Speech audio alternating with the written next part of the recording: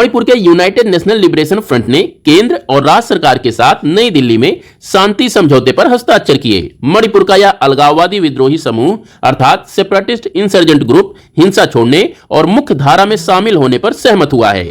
UNLF अर्थात United national liberation front की स्थापना 1964 में आरंभम सामेंद्र द्वारा की गई थी। मणिपुर के इस अलगाववादी विद्रोही समूह का उद्देश्य मणिपुर को भारत से अलग एक नए सोवरेन देश के रूप में स्थापित करना था।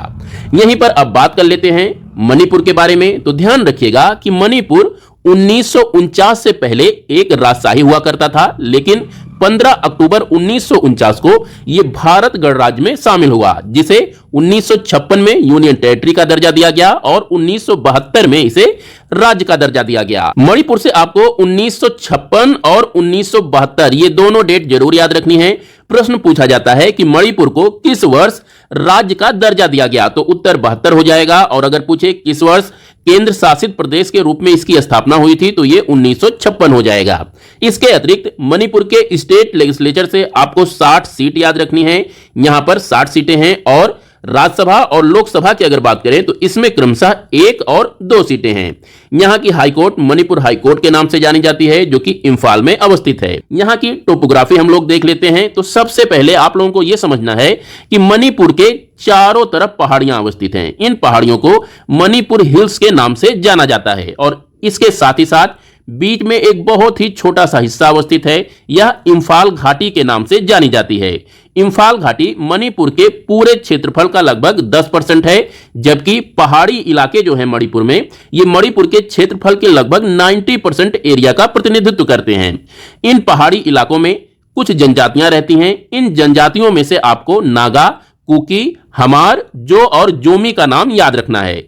ये सारी की सारी जनजातियां लगभग क्रिश्चियन हैं, यानी ईसाई धर्म को फॉलो करती हैं। इन सभी पहाड़ी क्षेत्रों का अगर पॉपुलेशन देखा जाए तो मणिपुर के राज्य के लगभग 35% पॉपुलेशन का ये प्रतिनिधित्व करते हैं। इसके अतिरिक्त मणिपुर घाटी की अगर बात करें तो आबादी की दृष्टि से मणिपुर का यह बहुत ही घना बसा हुआ क्षेत्र है, जिसमें मणिपुर की कुल आबादी का लगभग 65% पॉपुलेशन निवास करती है, जो कि मूल रूप से हिंदू समुदाय से बिलोंग करते हैं। यहां पर ध्यान दीजिएगा कि मणिपुर के इंफाल घाटी में अवस्थित हिंदुओं को मेती या मणिपुरी के नाम से जाना जाता है तथा मणिपुरी, जो कि मणिपुर की लैंग्वेज है, स्टेट लैंग्वेज है, उसे भारत के 8th शेड्यूल में भी स्थान प्राप्त है।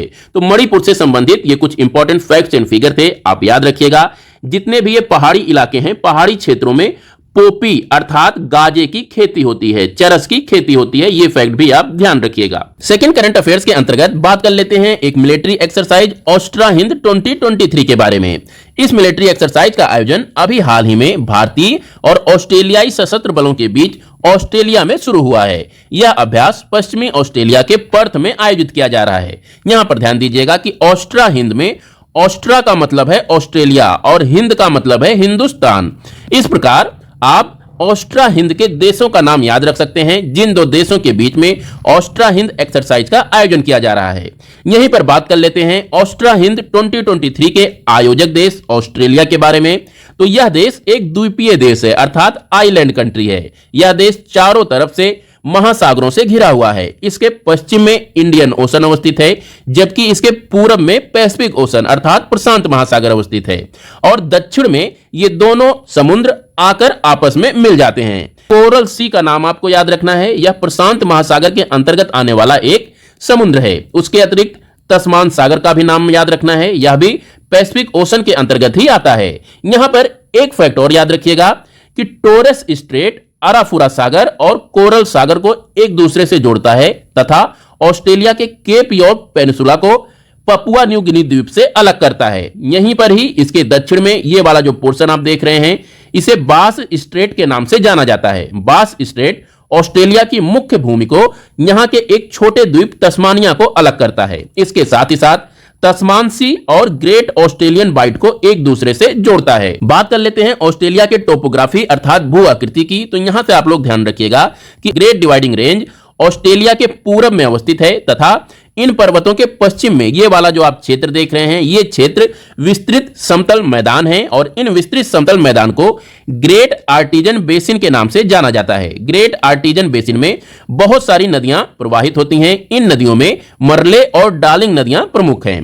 ग्रेट आर्टिजन बेसिन के बाद पश्चिम में अवस्थित इस क्षेत्र को जो आप देख रहे हैं, ये मरुस्थलीय क्षेत्र है और यहां पर बहुत सारे छोटे बड़े डेजर्ट अवस्थित हैं। इन डेजर्ट्स में 9 डेजर्ट हमारे एग्जामिनेशन की दृष्टि से इंपॉर्टेंट हैं, जिन्हें आप पीवी जिस्ट कोड के जरिए याद रख सकते हैं। यहां पर पी का मतलब है पेड्रिका डेजर्ट, वी का मतलब है विक्टोरिया डेजर्ट, जी आई का मतलब है गिब्सन डेजर्ट और एस से हमें 4 डेजर्ट्स के नाम याद रखने हैं। एस से पहला डेजर्ट स्ट्रेजेलेकी डेजर्ट, दूसरा स्टुअर्ट डेजर्ट, तीसरे डेजर्ट की बात करें तो सिम्पसन डेजर्ट और अगर चौथे डेजर्ट की बात करें जो एस से है तो वो सैंडी डेजर्ट या ग्रेट सैंडी डेजर्ट। तो ये 4 डेजर्ट आप एस से याद रखिएगा और उसके बाद अगर टी की बात करें तो टी से हमें 2 डेजर्ट्स के नाम याद रखने हैं। पहला डेजर्ट तनामी डेजर्ट और दूसरा डेजर्ट तिरारी डेजर्ट। तो ये कुल मिला के 9 डेजर्ट हैं जो हमें ऑस्ट्रेलिया देश से याद रखने हैं। तीसरे करंट अफेयर्स के अंतर्गत हमें याद रखना है कि संयुक्त अरब अमीरात ने पर्यावरण अनुकूल समुद्री अनुसंधान पोत अर्थात मैरीन रिसर्च वेसल जायउन का लोकार्पण किया। जायउन का नाम आपको याद रखना है। आपसे क्वेश्चन पूछा जा सकता है कि अभी हाल ही में किस देश ने पर्यावरण अनुकूल समुद्री अनुसंधान पोत जायउन का लोकार्पण या शुभारंभ किया है। बात यूएई की हुई है, तो यहां से याद रखिएगा कि यूएई देश अरब प्रायद्वीप के पूरब में अवस्थित एक देश है जिसकी स्थलीय सीमाएं सऊदी अरेबिया और ओमान देश के साथ लगती हैं। वहीं इसके उत्तर में अवस्थित है फारस की खाड़ी। ये फारस की खाड़ी है और यहां पर ओमान की खाड़ी अवस्थित है। फारस की खाड़ी और ओमान की खाड़ी एक दूसरे से स्ट्रेट ऑफ हॉर्मुज के जरिए जुड़ते हैं। यहां पर ध्यान दीजिएगा कि स्ट्रेट ऑफ हॉर्मुज की सीमाएं यूएई देश के साथ नहीं लगती हैं। यहां पर ये जो क्षेत्र अवस्थित है, इस क्षेत्र को मुसंदम प्रायद्वीप के नाम से जाना जाता है। मुसंदम प्रायद्वीप ओमान देश के अंतर्गत आता है, इसीलिए हॉर्मुज स्ट्रेट की सीमाएं यूएई देश के साथ नहीं लगती हैं। यह विशेष रूप से आप लोगों को याद रखना है।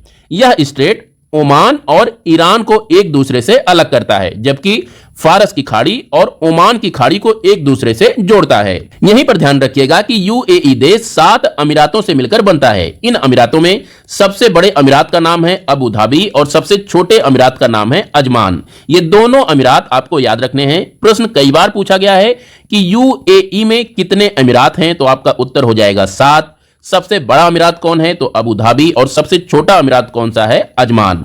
इसके अतिरिक्त यह फैक्ट भी याद रखिएगा कि यूएई की राजधानी अबू धाबी है और अबू धाबी अमीरात की भी राजधानी है।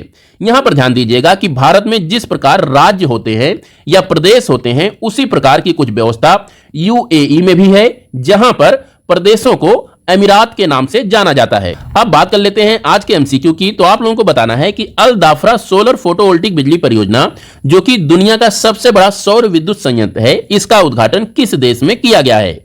ऑप्शन है सऊदी अरब, इजराइल, ओमान या फिर संयुक्त अरब अमीरात। इस एमसीक्यू का जवाब आप लोग कमेंट में दीजिएगा।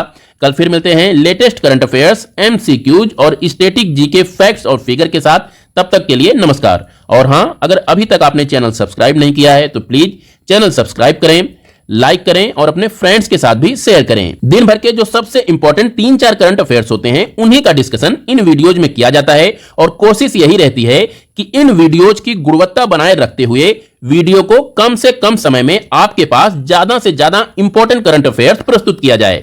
तो वीडियो को लाइक करें, शेयर करें और अपने दोस्तों के साथ भी सब्सक्राइब करें। नमस्कार।